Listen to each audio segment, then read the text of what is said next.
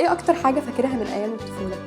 كل واحد فينا عنده ذكريات خاصة من ايام الطفولة، ومهما كانت تفاصيلها اكيد في حاجة واحدة مشتركة بينا. من صور السن وعارف معنى انه من قلبه روحه مصري، والنيل جوا بيسري تاريخ ارضه وبلاده بيجري جوا دمه.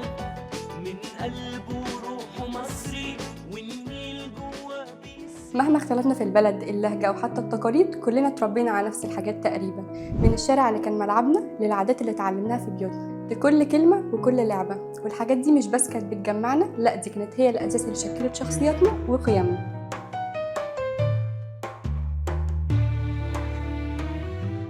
الشوارع في القاهرة أو في بيروت أو حتى الساحة في الخليج هتلاقي فيها نفس المشهد ونفس الصوت، ده نفس الإحساس كمان. مين فينا ملعبش كرة في الشارع ولا 7 بلاطات؟ مين فينا ما حسش إن في لحظة ما الشارع كان كل حكايته في طفولته، كان المكان اللي تقدر تكون فيه أنت بعيد عن كل التحديات أو التوقعات اللي بتفرضها البيت أو المدرسة. كنا بنكتشف شخصيتنا وبنعرف إزاي نتعامل مع بعض، نزعل ونضحك، نغلط ونتعلم، وفي كل زاوية كان في درس جديد. مهما اختلفت التفاصيل أو أسماء الألعاب ما بيننا، هتلاقي دايما إن الروح كانت واحدة. وصحيح إننا من دول مختلفة وحتى لهجتنا مختلفة، لكن في بيننا جسر قوي دايما هيفضل موصلنا ببعض، جسر من العادات والتقاليد اللي اتربينا عليها وشكل شخصيتنا وهويتنا. كرم كان دايما جزء من حياتنا وتربينا عليه في بيوتنا، ومش بس في المناسبات، لا دي العادة اللي ما بتغيبش عن بيوتنا، ودي كمان ما كانتش مجرد عادة، دي ثقافة متأصلة في جيناتنا وعلامة بارزة في كل بيت عربي. وحتى لو الإمكانيات كانت بسيطة، فالبيت كان دايما مفتوح، وعرفنا إن الكرم مش بالفلوس ولا بالأكل اللي بنقدمه بس، لا ده كمان في الوقت اللي بنقضيه مع بعض وفي الحب اللي بنقدمه من غير حساب.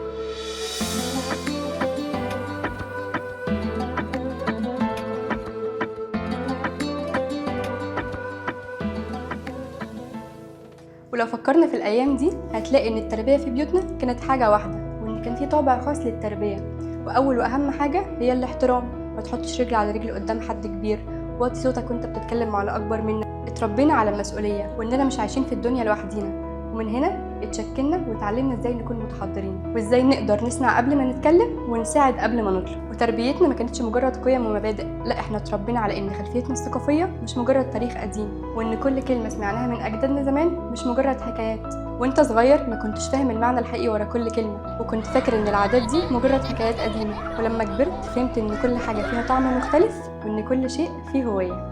وفي بيوتنا هتلاحظ ان دايما الدرس كان واضح، وان الهويه هي مفتاحك في الحياه، والإنسان اللي مش عارف أصله مش هيلاقي مكانه في الدنيا.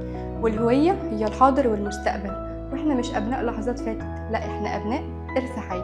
وعلى فكرة الهوية مش في إنك تعيش في مكان ما، أو تلبس نفس اللبس، أو حتى تتكلم نفس الكلام، لا الهوية الحقيقية في إنك تقدر تحافظ على جوهر مبادئك عشان تناسب زمنك، وكمان تواجه بيها تحدياتك. أنت مش لوحدك، أنت جزء من تاريخ طويل ومن هوية واحدة.